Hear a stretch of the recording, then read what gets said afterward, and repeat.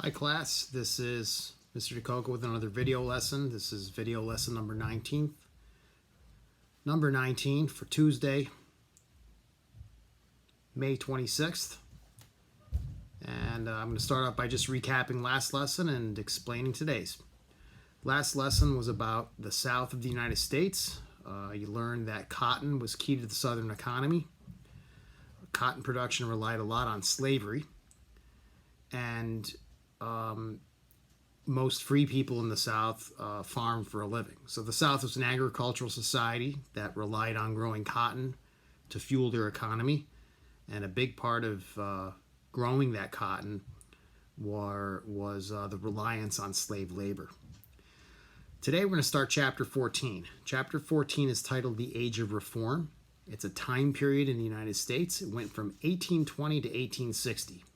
So in other words, while the age of reform was going on, some of the things we've already learned were also going on. For example, in that time frame, we have Andrew Jackson as president.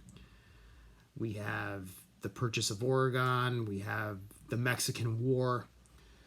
So all throughout this time period, reform movements are taking place across the United States, mostly in the North. A reform movement is a movement where people are trying to improve society. So the reform movements that we see, there were many reform movements actually, but the two big ones involved women and slaves. Okay, there's a huge movement to give women the right to equal education, the same basic rights as men, but most importantly, the right to vote. And of course, the movement to end slavery was called the abolitionist movement. This grew and got bigger over time, and we'll discuss that today. So in just a moment, we'll get to the women's movement, but before I do that, I just want to reiterate what a reformer was. A reformer is somebody who wants to improve the lives of others, especially the disadvantaged. And back in this time period, the most disadvantaged people in the United States were the poor, especially the urban poor, and slaves. And also women, to a lesser extent. Women were treated, well for the most part, but they had very few rights, and they were not given equal opportunities. So this is where the women's rights movement comes in. Four smaller movements that I'll just mention were the temperance movement. That was the movement to end alcoholism. People in the temperance movement wanted to limit or outright ban the sale of alcohol. Alcoholic beverages. This really didn't catch on. It really didn't get popular until much later. And you will learn about this in 8th grade, how it led to an amendment that banned alcohol. As we know today, that amendment was changed. It was overruled by another amendment that basically said we're not going to follow this amendment anymore. And alcoholic beverages are totally legal today in the United States. But there was a time period where they were not. Another movement was the educational reform movement. That was a movement to improve education in the United States in schools. It started by training teachers. At one time, teachers were not trained. Some teachers could barely read or write, but it established teacher training schools. And also, reformers called for better education for women and for African Americans, who were not given the same quality education men were. In some cases, they were outright denied education. A third movement, which was occurring in this time period, was the movement to improve mental hospitals and conditions for the physically handicapped. For years, people who had mental or physical handicaps were either outright ignored or they were locked up in institutions and they were mistreated and not treated well. So this movement set to change those things, and you start seeing things like schools for the blind and better treatment for mental conditions. And then finally, the last small movement was the movement to reform prisons, or the conditions in prisons, I should say. Conditions in prisons were pretty bad in the United States up till now. So the prison reform movement just simply made things better for prisoners. For example, they were now given 3 meals a day and medical care when they were sick. They weren't given those things before. But the biggest movement of all, one of the two big movements, was the abolitionist movement. That's the one I'll focus on right now for the last few minutes of this distance learning lesson.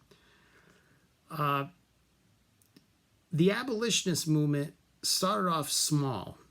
You could say it started in the early 1800s, although well before that there were people against slavery in the United States. Ever since colonial times you had people against slavery. But it wasn't an organized movement. It was mostly based in religious groups like the Quakers and the Puritans. But in the 1800s, non-religious people, people who weren't very religious necessarily, started to get involved in trying to end slavery. By 1860, which is the year the Civil War started, the abolitionist movement was pretty large. And again, an abolitionist was somebody who wanted to end slavery. The word abolitionist comes from the word abolish. At first, abolitionists in the early 1800s looked to resettle slaves by moving them to Africa. Now, you're probably saying, how would this happen? Well, abolitionists actually used to raise money. They would then use the money that they raised to go down south, and they would go to slave auction. They would use that money to buy as many slaves as they could. After they bought the slaves, they would then put them on ships and send them to Africa, to a place that later on would be called Liberia. It was well-intentioned, but this was a big failure because it didn't stop the spread of slavery throughout the South. In fact, slavery became bigger in the South while this was going on. Slaves became more valued, and after a while, the abolitionists couldn't even afford to buy very many slaves to send to Africa.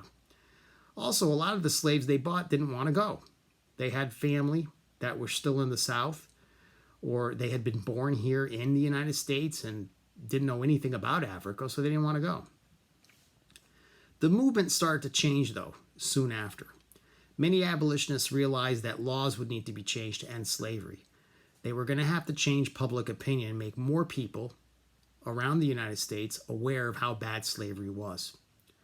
So you start to see the rise of abolitionist literature, books, but namely newspapers and journals.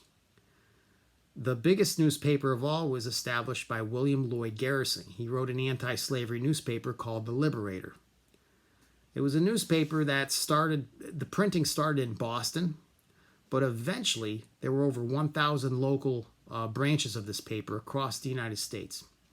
And it was this newspaper would spread abolitionist ideas and would try to recruit new abolitionists. And it helped the movement grow tremendously.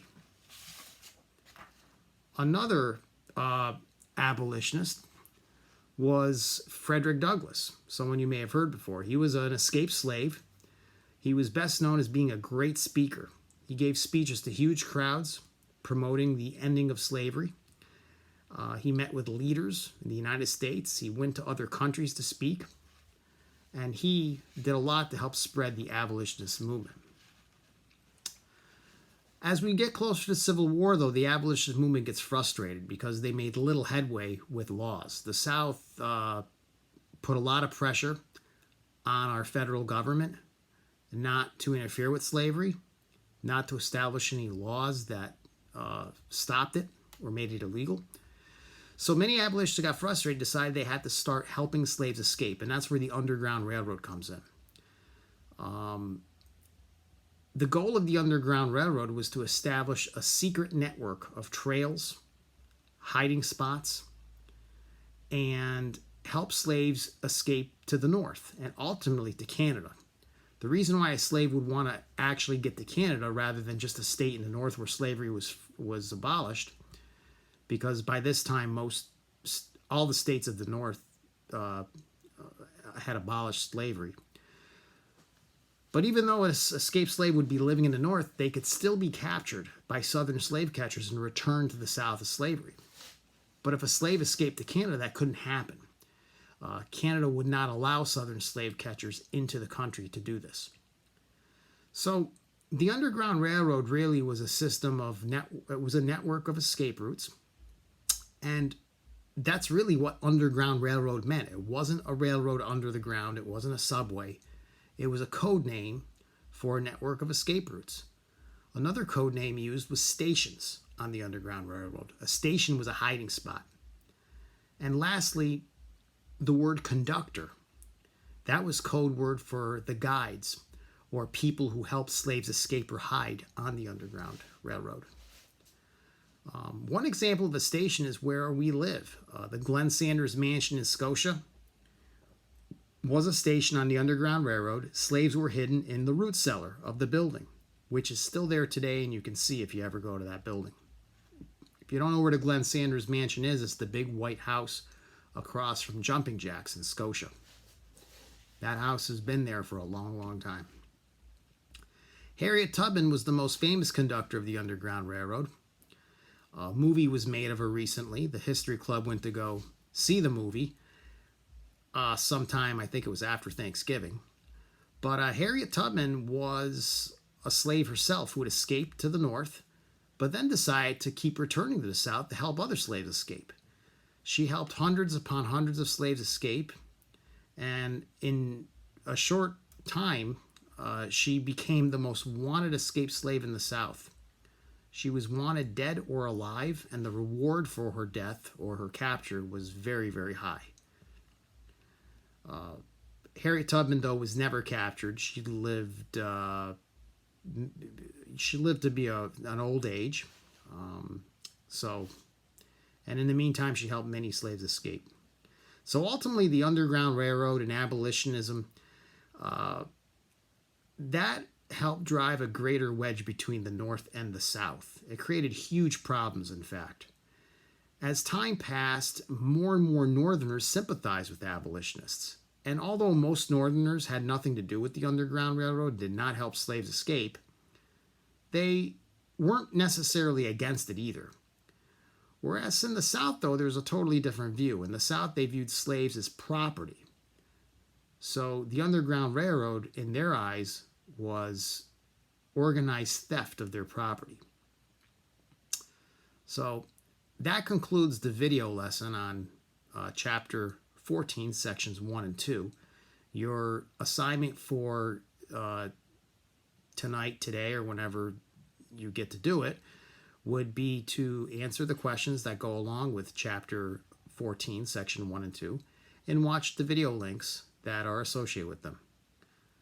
So, till then, stay well, take care, and I'll see you next video lesson.